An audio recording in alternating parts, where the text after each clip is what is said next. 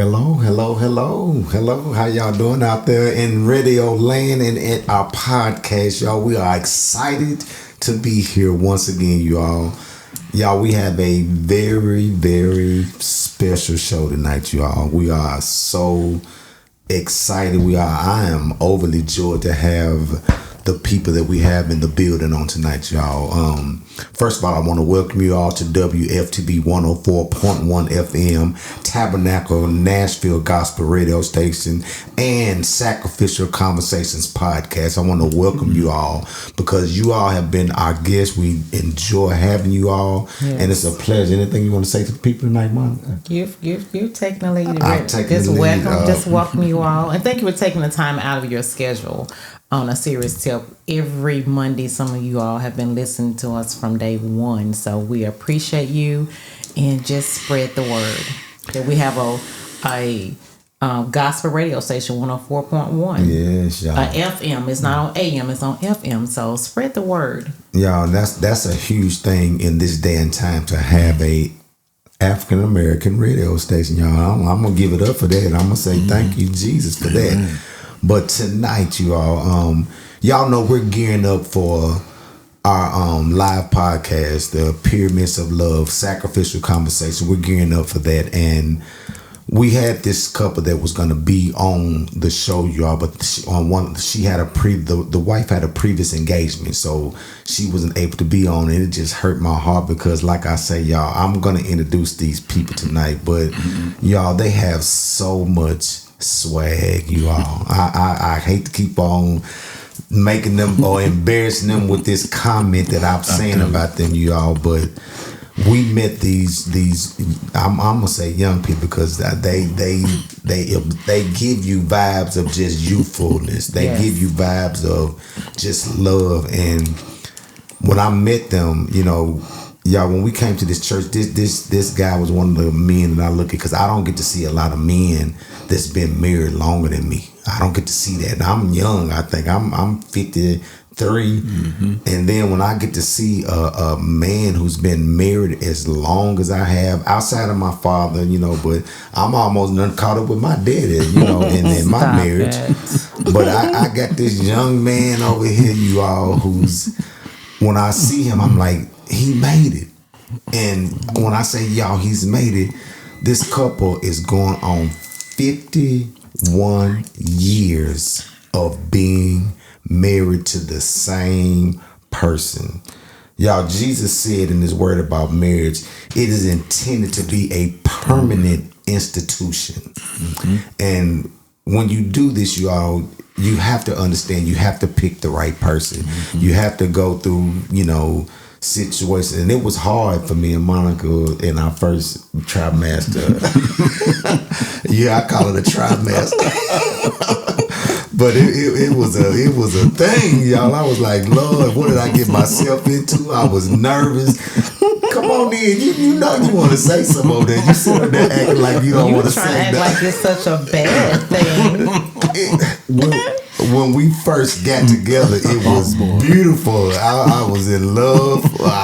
I fell in love, and then all of a sudden, y'all, things started happening.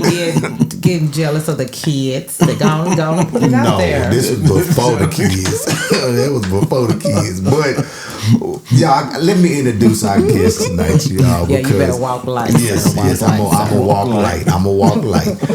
I have to introduce them well, and I want to set this up, you all, because 51 years. You don't hear this, you all, especially in the African American community. You do not hear about this. And I'm gonna say see as well, because we just see the love every Sunday. Yes. Whenever we see them, and they're a fun couple too. Oh my goodness, they just keep you laughing. Yes. They're not no old fogey people. They are up on their game. So it is swag, a pleasure. Y'all. I'm telling you, a pleasure. Swag. Well, y'all got to understand what I mean. So we gonna turn it over to them for them to introduce themselves. Y'all, we have Paul and Willa Evans tonight on the show, y'all, and we are so excited. So we're gonna start out with the beautiful young lady. Willa, give us a little resume about who you are, what you do, what you've done, a couple of things, and then we're going to throw it over to Paul. Okay. Then we're going to let y'all give us a resume together. How about that? That sounds good. So it's 6:00. So good. It's good evening now. So good evening, everyone. And thank you all for having us. Yes. So let me tell you a little bit about myself. Whenever I introduce myself, I always say that I am Willa Curry Evans because I was a Curry before I was an Evans. Yes, you were. And I was born in a small country town. I came from a large family. I finished Lane College in Jackson. And I came to Nashville. I graduated from college to go to Vanderbilt Med Tech School. So I worked in the healthcare field for almost 40 years. And then I retired. So I am active in my church, Tabernacle Baptist Church, Pastor Darren Freeman and Lady A. Freeman. Yeah. Mm-hmm. And I am our Director of Christian Education, and I am a Sunday school teacher, and I am a deaconess at our church. And so, let's see, what else? I am a member of Alpha Kappa Alpha sorority, where I'm very active. And I am very active with my family. We have a large family, and my husband has a large family. Yes. So his family is my family. So we stay busy. That's good. That's good. That's good resume. Very good. Very good. I'm Paul Evans, and I was raised in Nashville. Went to high school at Hume Fall. The year that I attended Hume Fall, I was the only black there. Wow. Oh, wow. And so until the second year, I think Billy and Janelle Butler came about 2 years after I graduated. But I went to Nashville Tech, got a associate degree in computer science, went with the State Department in IT, was there for 40 years and 6 months. Mm. And in that time, that whole time of working there, this may seem strange to some people, but my wife worked day shift, and I worked all that time on third shift. Wow. And in that time frame, the one thing that was important to us that whole time was the fact that even though I worked nights, we ate dinner at 6:00 every night. Wow. The whole time. That we did. So we made sure that we sat down and ate dinner together every night. And that was one of the important links to this marriage, because when you are in a relationship of any kind, it's very, very important to have that time together, no matter what shift you're working, especially if you're working off shift. Yes. So, at the State Department for 40 years, 6 months, and in IT, I've learned that with all that's going on in today's world and all the ups and downs that we are facing now, that you must, under any circumstances, any relationship that you're in, you must have God in it. Amen. That's the only way it will be sustained, and that's the only way that one would make it. That's good, Paul. That's good. That's good. Wow. So, like y'all heard him from the jump, and you hear how smooth he is when he talks about it. I don't know about that. Smooth, baby. That Barry White boy. But y'all, I want to jump in, and Monica, you got anything you want to say before I jump into these? I just want to know, because I know my brother works the third shift, and my son has done the third shift. Oh, wow. The third shift is hard, and especially when you have a family. And you said you all would eat every afternoon at 6. So how did you do that? Because I mean, my brother sleeps, he missed dinner. She has to put it in the refrigerator. He warm up when he wake up. it's one of those things. They're missing each other. They don't get to see. So I'm like, how do you all do it? We made sure that that's something that we did. I would get off of work at 3:30. 3:30. I would come home and he would be asleep. Mm-hmm. But after I cook, I would wake him up, and he made that sacrifice to get up so that we could spend time. It might not have been 30, 45 minutes, but it was that special time for us during that time that we spent that time together. And it was important because he would eat, he would go right back to sleep. And there were some days that Paul would be up almost all day, but he still made that time that we had dinner together. And it might have been that he had been up, we had dinner, and he wouldn't get but 2 or 3 hours of sleep. Wow. But we made that time together. We often talk about how we talk to some young couples now or some people, and they complain because the holidays. They're complaining because they have to work holidays. They're complaining because they have to miss it. And I told them, I said, with me working in a hospital, I worked plenty of holidays, plenty of weekends. Paul worked plenty of holidays. That we missed each other on holidays. That was the only time we had together. So we made that time together. That was important to us. So I think that is important in a marriage, that you have to take a time or a space for you all to be together. Wow. Yeah. Look, it made me feel bad because I used to fuss when he'd get off at midnight and we couldn't eat together. But I would get up and fix his meal. And people like, you get up at 12 and 1? Yeah, he has to eat. And exactly. He doesn't like his stuff warm up in the microwave, so I had to get up and do what I had to do. Right. Wow. That's love. That's appreciating each other. That is that's what it appreciating each is. other. And I did appreciate it. Some days it would come with a look like, boy, you pushing it. But she did it every night, you all, that I come home, and I truly know what I have. But we're gonna get back at that. I want to. How did you all meet each other? That's where I want to start it.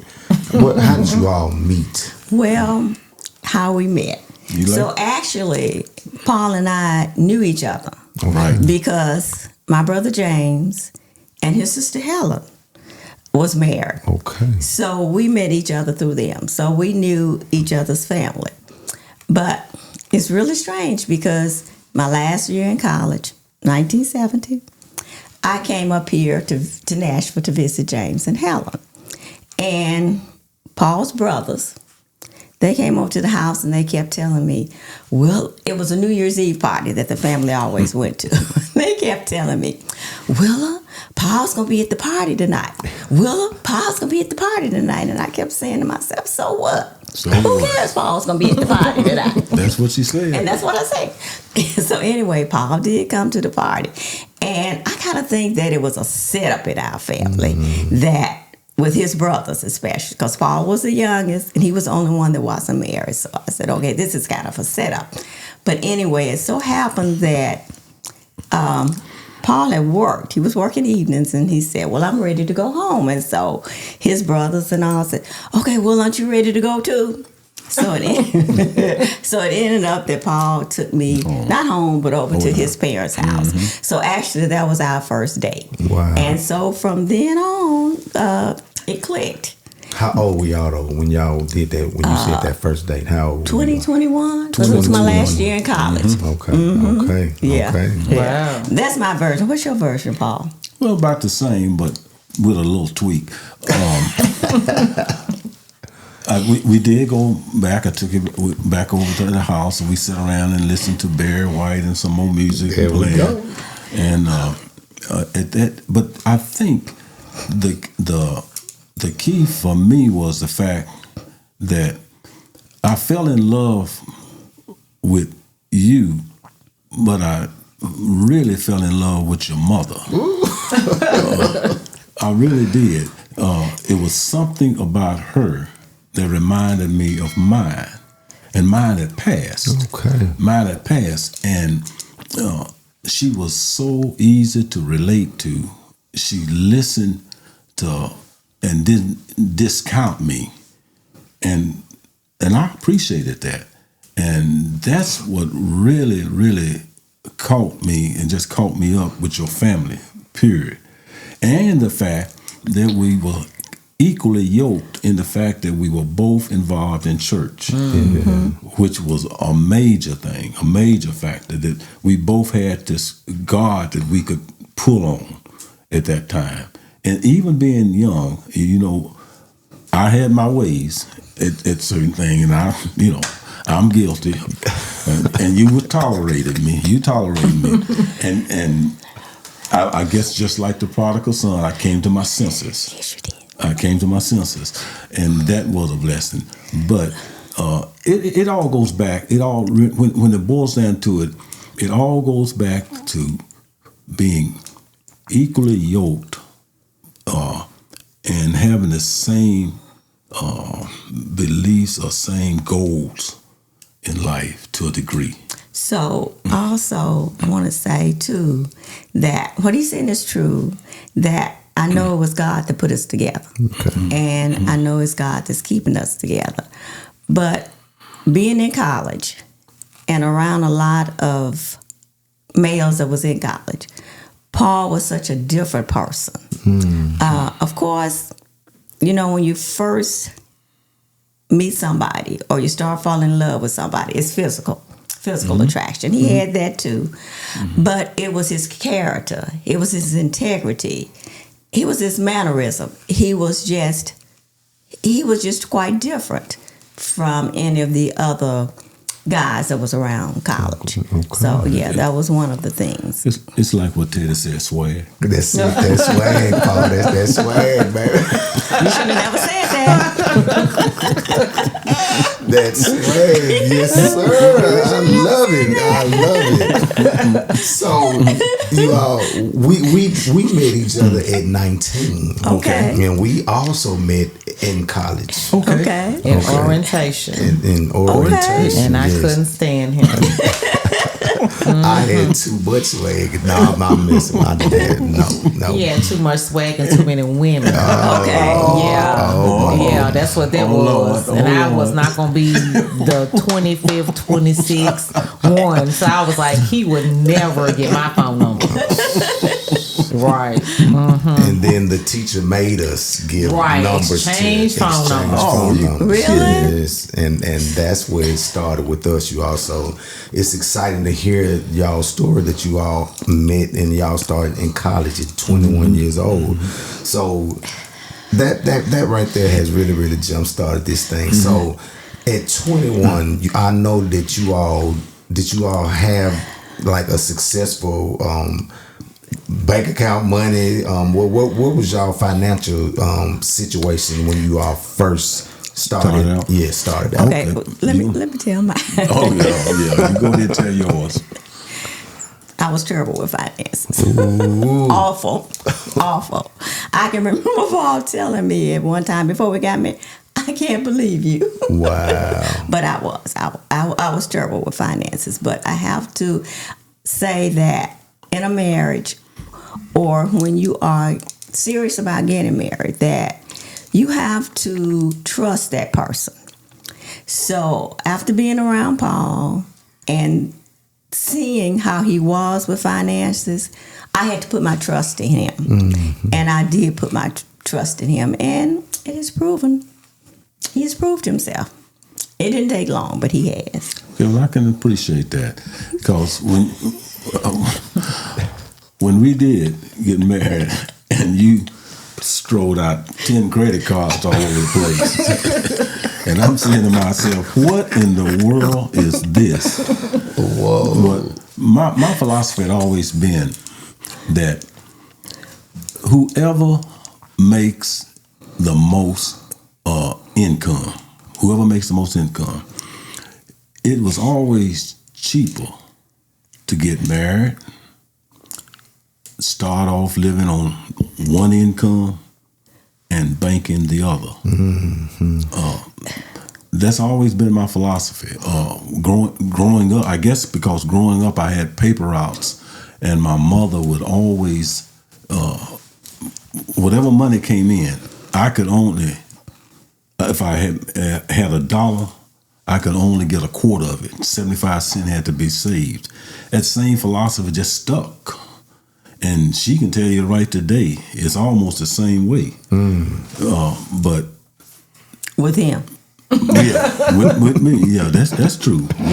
That's right. It's true. Not me, with him. Yeah, but it works. It works. But then, even with that said, she had to be able to going along with it. Right. It could not have happened without her saying, okay, I understand. I see what you're trying to do. Because even when I was working nights, and I would run days. I would stay up sometime all day because she allowed me to venture off into real estate, and I was not using just my income, but I was using her income too. Okay. But I could not. If at first she said, "Well, I don't know about this real estate thing," I said, "No, give me a chance. Just if you don't mind, give." And now she sees, after the years of investing in HUD properties and stuff, and she allowed me to go off into the stock market, and it's all come to fruition now. That's good. But it could not have happened without her saying okay to it too. Okay. So it took two of us to do that. Even though I was the one pushing it out there, still she would have to input also because I was using her income along with mine. Okay. So it took two of us. So you all go ahead. No, I think that it goes back to what I was saying. Trust. Yes. You have to trust that person, and I think you have to get to know that person's personality to trust them. And also, I want to say that I met Paul's mother once, but over the course, after listening to him, how much he talked about his mother, how much he cared for his mother, how much they did together. I think it's also important that when you're getting ready to get married, I think it makes a difference on how that male feels about his mother. So I think if he feels about his mother, he respects his mother, he really loves his mother, I think that makes a difference on how he is going to feel about his wife. That's good. And I think that was one of the positive things with us. That's good. That's good. So, well, I think, and Paul, I think he's asked because we was very poor when we got married. We were too. We were very poor, very, very poor. Yeah, we were in school, and my dad was sending me like $25 either every week or every other week, and he worked at UPS, but of course he had to help where he lived. So we would go to Mega Market back in the day and get the 25-cent cans of whatever.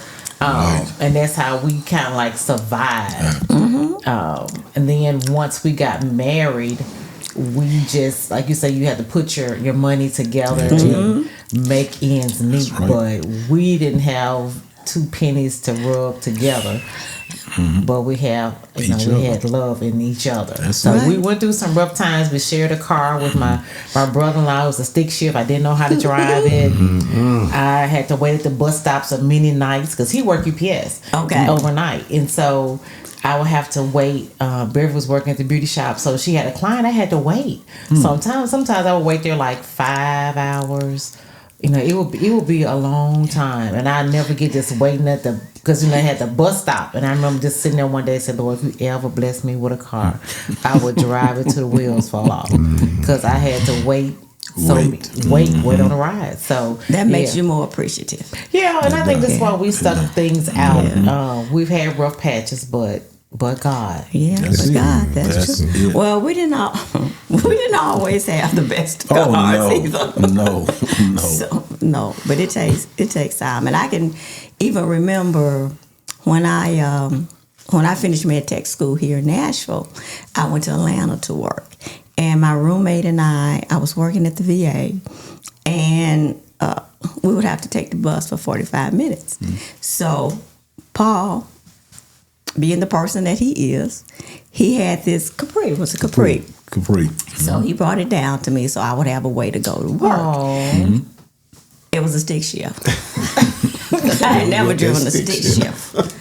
But I took lessons for the weekend, and my girlfriend and I, we made it. So yeah, he's a good guy. So I appreciated that. All right, now y'all know I'm finna dive a little deeper now. I hope y'all ready for this dive I'm about to take. I'm about to take a dive, y'all. So, all right. I want to start with this one first, and if this is too much, if it's too much, I want y'all to say whoa, slow down, okay? Right.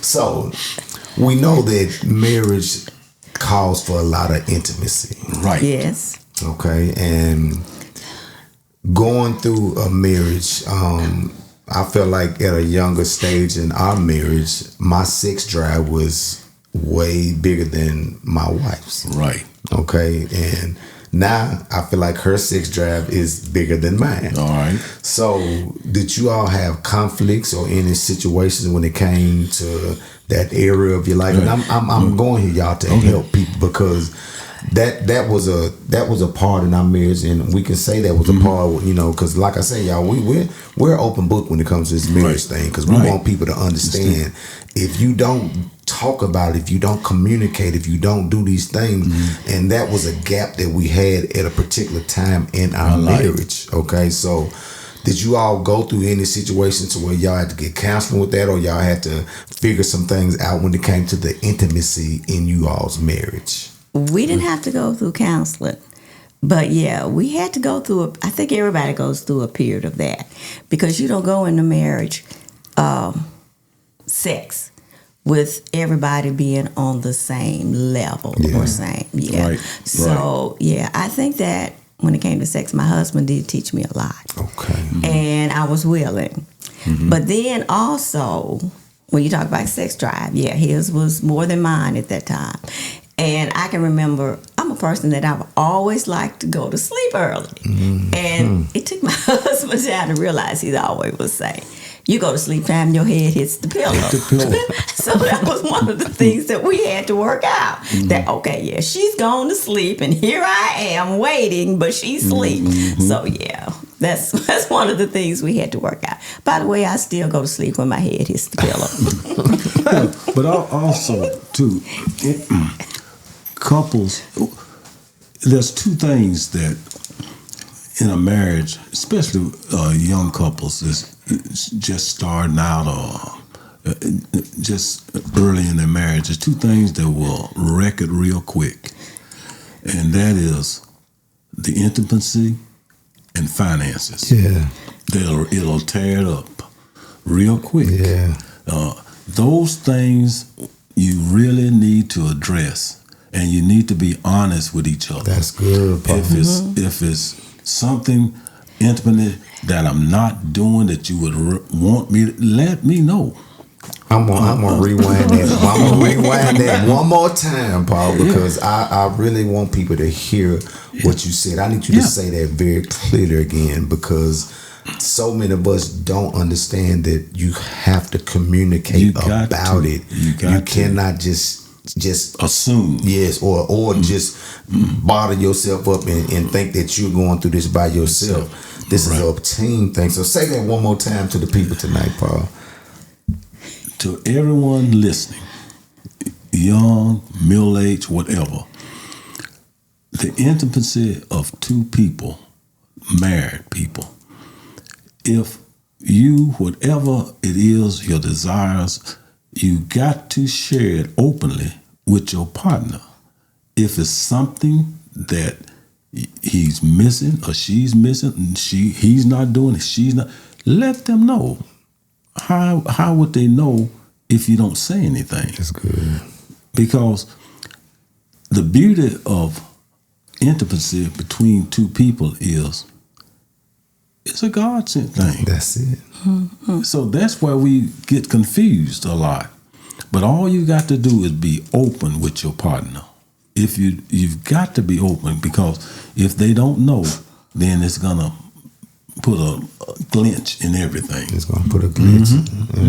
You up there smiling. You over there smiling. I'm like, what you gotta say about that? That's a subject for us. So I don't have anything to say. Oh my goodness. Y'all, I'm gonna say but this. You have to be willing to listen too. Yes, you do when you're open about it. You do. and sharing. Yeah, you have to accept it. And that's a good. You said something good, Willie. You have to accept. If you're the fault in it, and understand that you have to try to make it better. Right. Would you say that you want to try to make that situation? And it has to be an understanding too. That's good. Yeah. That's good. Understanding and come to common ground too. I agree because that's what we've learned to do. You all over time. And I be greedy sometimes. That's all right. That's all right. Yeah, that's good. Yeah, some people appetite is just beyond measure. So yeah. Oh boy. This is good. Yes. Yeah. And one of the things I want to say, because I want to make sure we hit that properly, y'all. That is one of the biggest gifts that God has given us as married couples, you all, because so many people do it out of wedlock. And even though you do it out of wedlock, it may feel good in that moment. But when we do it as a couple, as a married couple, it transcends into the next day, the next couple of days, and you get shown so much love. So that's why I know that it's a gift from God. It is. That is a gift from married people from God, because like I say, when it's done right, hey, look at that smile over there. When it's done right, the next day I'll be like, I wake up, I get kisses, I get rubbed on, I'll be like, okay. But just like to show out. No, I don't. But y'all, it's been times where it's been big conflicts in our marriage. Yeah, it is.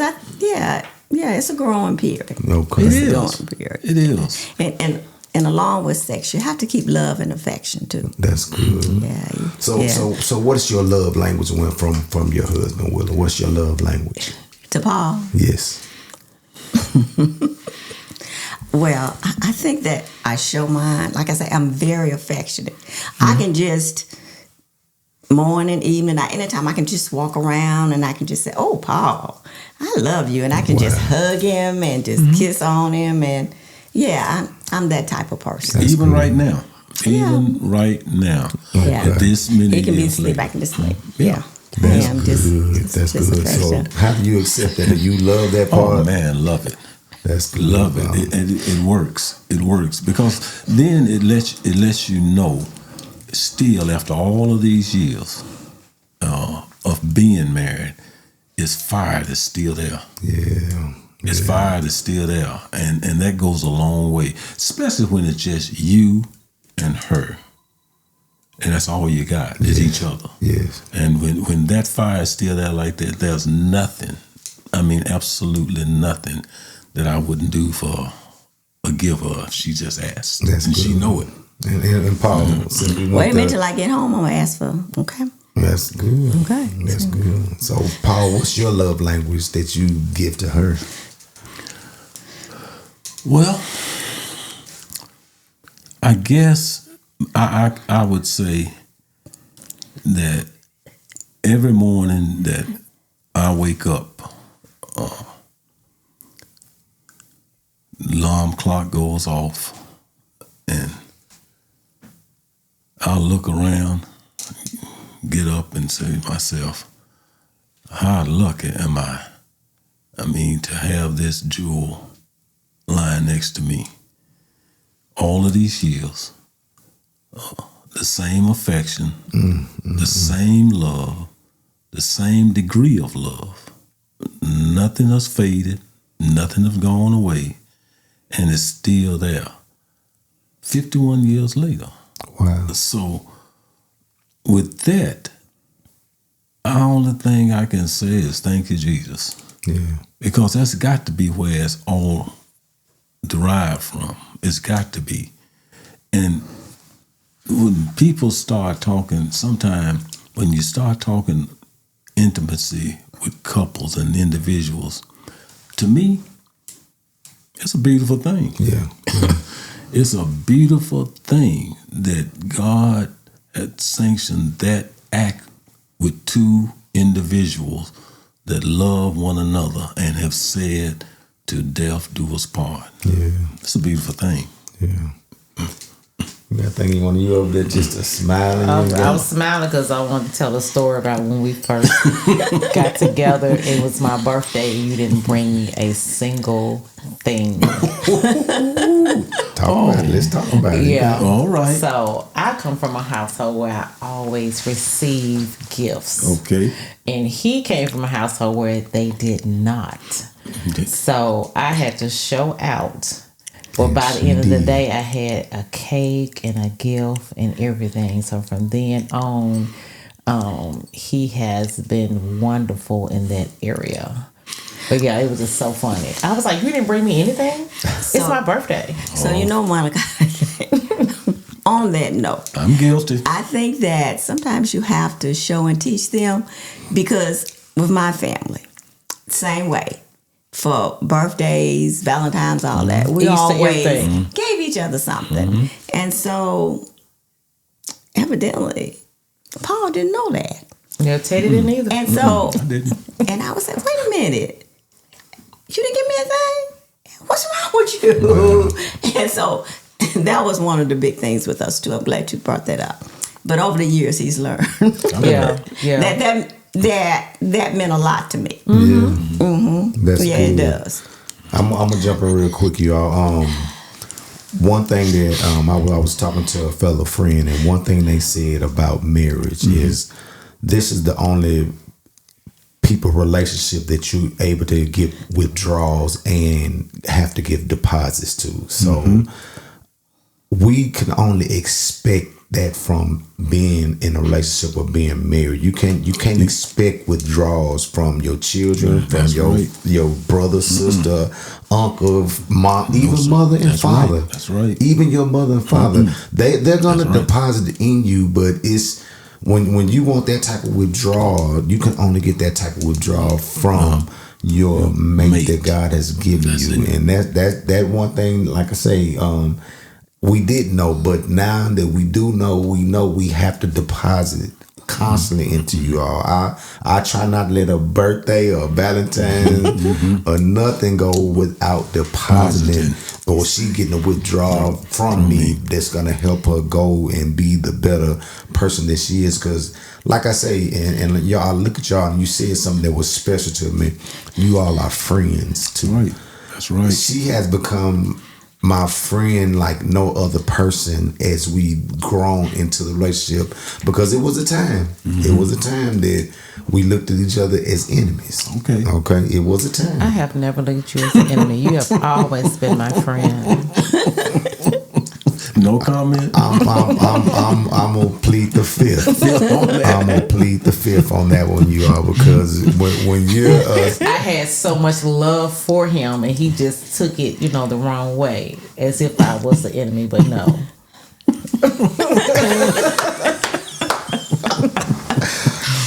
So that's good.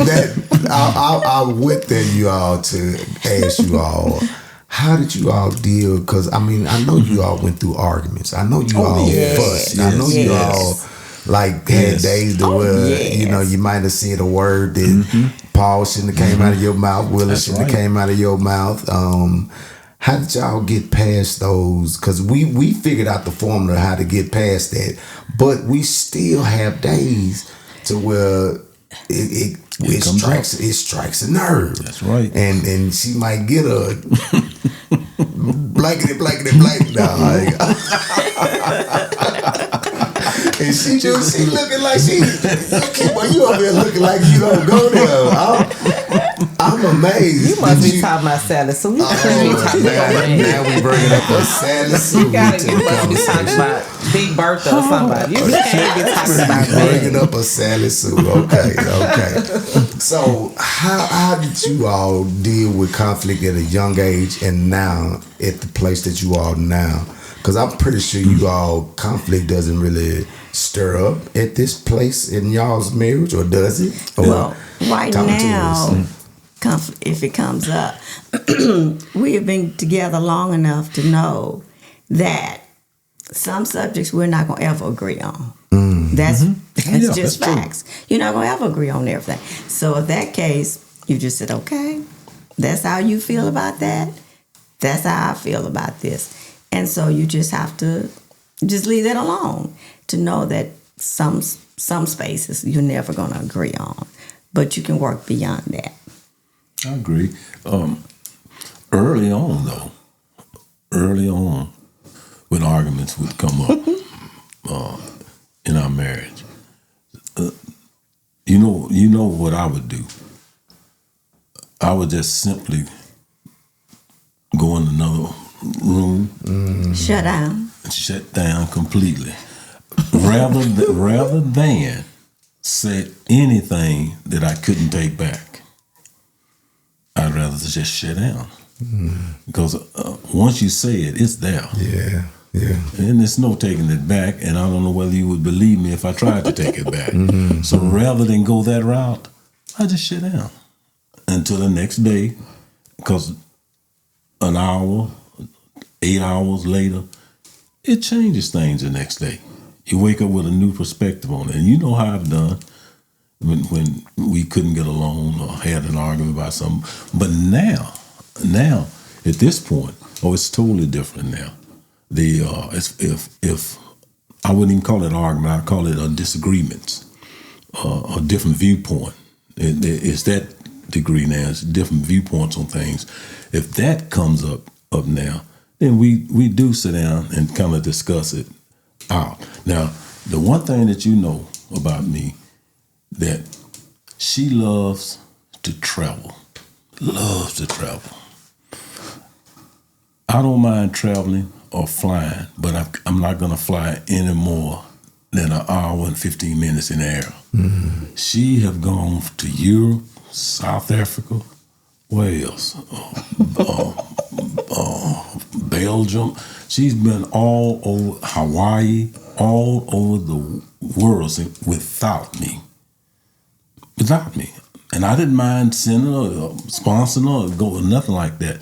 I just don't fly. I got a thing with flying. Now, I'll fly from here to Hilton Head, South Carolina, because I love the beach and I love going there. Yeah. And that's only in, an hour and 5 minutes. But anything beyond that, I cannot do that. I can't do that airtime. I get nauseated, get sick. But she... So, when you ask us about that, and as years passed, it was like, it would just really upset me really bad. I know, that Paul didn't want to go with me when I want to go these places, when I would see other couples going. And so as years pass, you realize, okay, that's not him. He's all right, always okay with me going, or how far I go, how far I stay. So I had to accept that. So when I said there are some things that we will never agree on, but you reach a compromise. That's good. So that's one of the things. But also, as I was telling you earlier too, though, that when I do go somewhere, or if I stay gone 2 days or a week, I always cook, or I always make sure that he has food there when I'm going. And my girlfriends have always told me, you spoiled him. You just spoiled him. Yeah. There's no way that I would do that. But I said, yeah, but I want him to have something while I'm gone. So that's one of the things that I always do. I started out doing that, and I still do that. Still do it today. Till today. That's good. And that's what made him be like, okay, I'm going to sponsor her wherever she goes. Wherever she want to go. Yes, y'all, because these are some of the things, you all, that marriage, you have to honor each other, you all. You have to respect each other's needs and their feelings. That's you true. have to give of your good self you got to give yourself and your will up to have a good relationship. And then this one here is, I've learned over the years of serving each other. That's a sacrificial thing, to serve each other like that. And like you said, even though you went on the trip, you prepared. You made sure that, and that's something I know she on the wheel. Y'all are kin women, because if she know that she gonna be gone from me for a while, she gonna make sure that this is set up. I got this together. You know, what are you gonna do? And I'm pretty sure if you could call him, you called him to make sure he was okay. You know, so but Paul, we got to work on you going on them trips now. Man, okay. That's a lost cause. Okay, that's all right, I'm gonna leave that alone. That's a lost cause. And also talking about me cooking now, I tell everybody that Paul did not marry me for your cooking. For my cooking. No. Because I did not know how to cook when I got married. No. Oh, we must be real kids. I didn't either. I was the youngest girl in the family, and my mother cooked, my sisters, but I didn't know how to cook. So Paul ate a lot of TV dinners and frozen food. But you know what? He didn't complain. Never complained. He ate it. He didn't complain. But so he had told me after years passed by, he said, "You have learned how to cook." Okay. Right. Okay. Right. Yeah. So now you can do you can burn. I'm in not the kitchen saying that I'm the best, but I can do enough. She can cook. She can cook. And compare it to TV dinners. Get a thing over there, baby. It just got me laughing. I'm just having a good time watching them. Just admiring this relationship. Yeah. We still have a little work to do with our disagreements. More so for me, because I can hold a grudge. Okay. And so he's always the first one that says he's sorry, even if he didn't do anything. But it's me, and just holding in just animosity. Most times it's for no reason, just because I want to be stubborn. So, but we have come a long ways. That's good. But he understands that, though. Yeah. I understand it to a degree, but what helps us, you all, is when we finally, and I know you all do this. I'm just gonna go into this every morning that we wake up. Every morning, and I tell people this anytime we counsel a couple, we talk with a couple, we let them know you can't miss. See, people, when we counsel people, y'all, the first question I dive into is, did you pray every morning? Did you pray with that person every morning?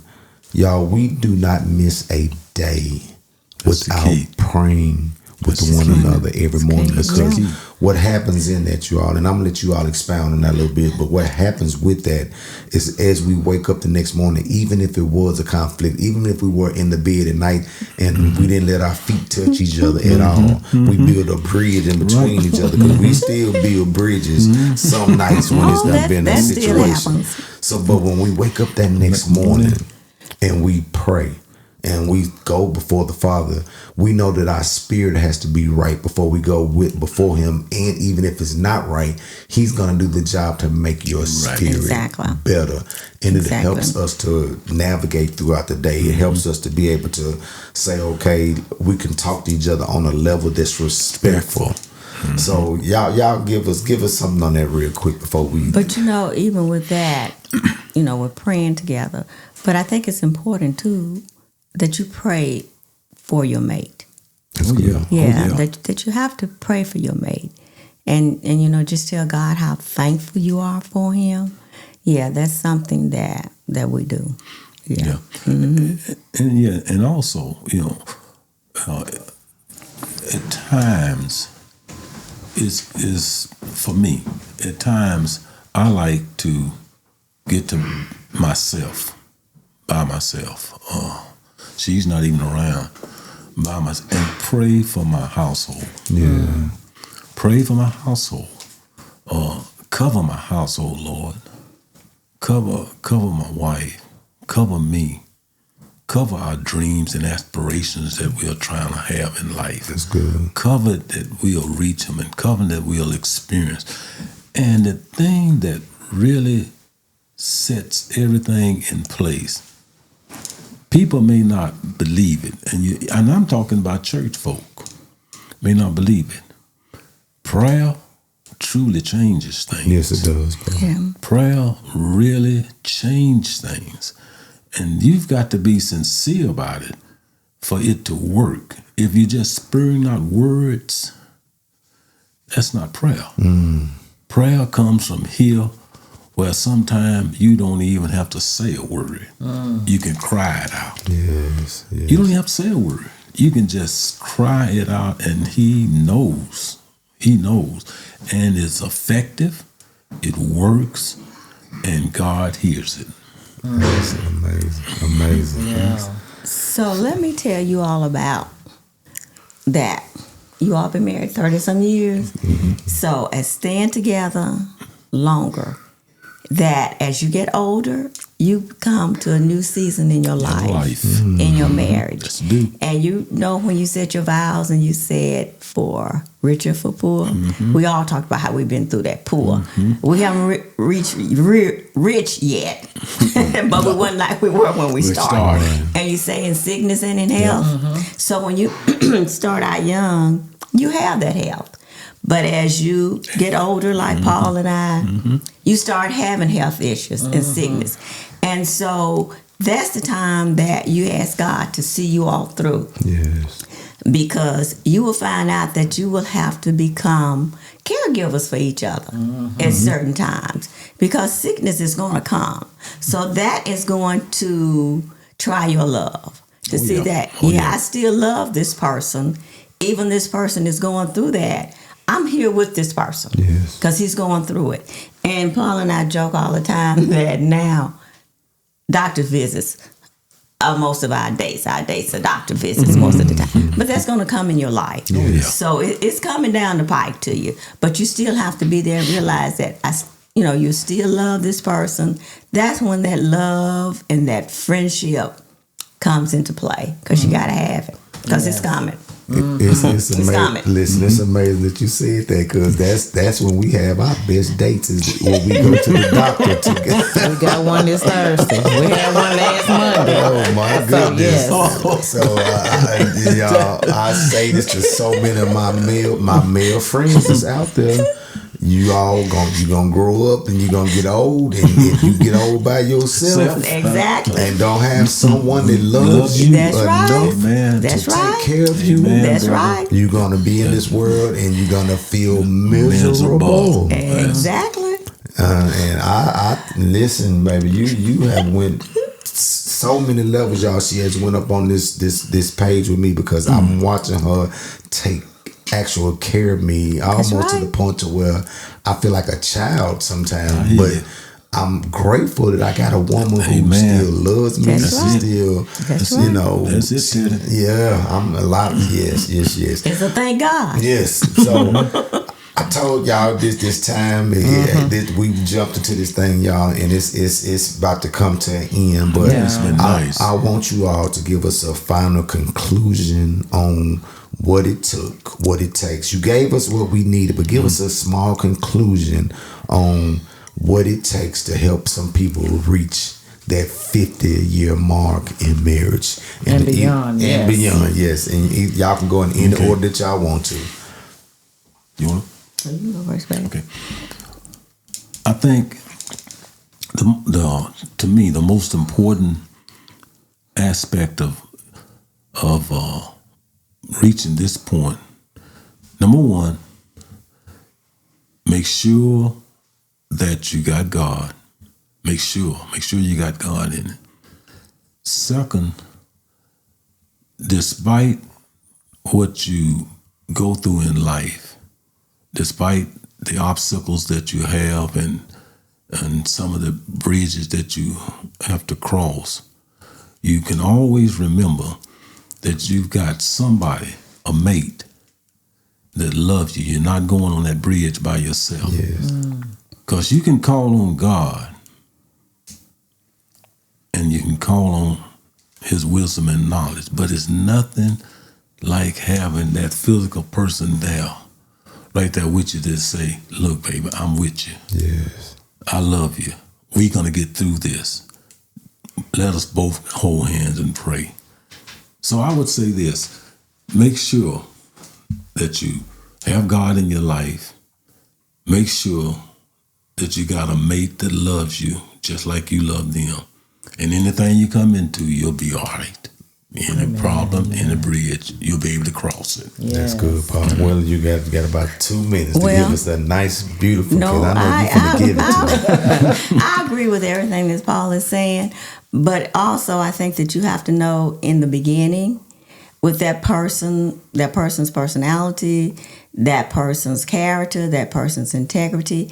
And also I think that when you go through things in your marriage, that there are times that you might want to share with others, but there are a lot of things in your marriage that you don't need to go and share with other people. Amen. You need to learn to take it to God, depend on God, and then you two talk it out. That's good. Because you can go to other people and they'll tell you to do this, they'll tell you to do that, and then they will look at that mate of yours like, okay, so that happened. Yeah, but you have to keep that within your household. I agree. Yes, totally. Yeah.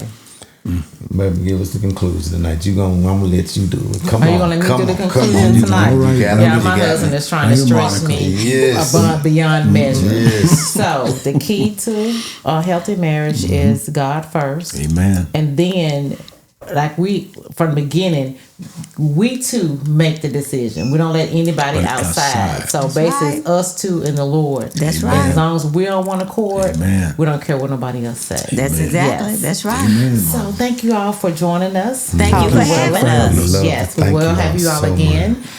Thank you all for tuning into the show. And remember, the live broadcast will be released on Wednesday. So that's really Tuesday night at Wednesday morning at 12:01 as soon as Wednesday morning hits. So go out there and look at the podcast. This has been an excellent show in regards to marriage.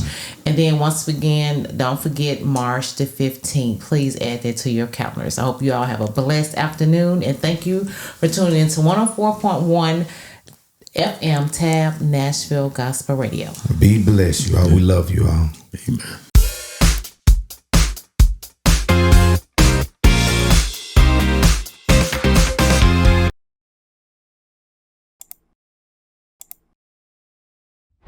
I told y'all it was going to be a good conversation, sacrificial conversations.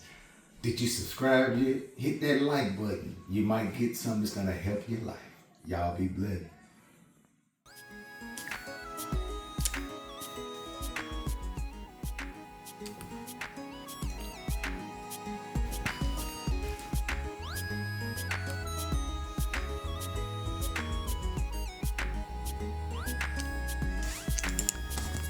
Said I'm tired of being sick and tired of going through